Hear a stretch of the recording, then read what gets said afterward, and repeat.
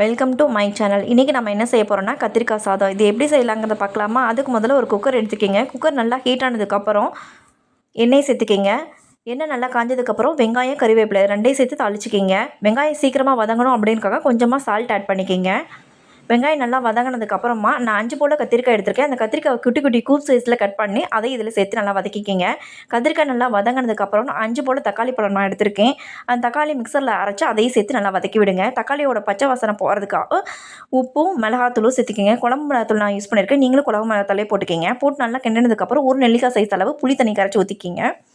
இது நல்லா கொதி வந்ததுக்கப்புறமா நல்லா இந்த மாதிரி கிளறி விட்டுருங்க. கிளறி விட்டுருக்கப்புறம் அரிசிக்கு தேவையான அளவு தண்ணி எவ்வளோ வைப்போமோ அந்த நார்மல் தண்ணி நீங்கள் வச்சுக்கிங்க. உடனே நல்லா கொதிச்சதுக்கப்புறமா நம்ம அரிசி போட்டுக்கிறோம். அரிசி போட்டதுக்கப்புறம் நல்லா கிளறி விடுங்க.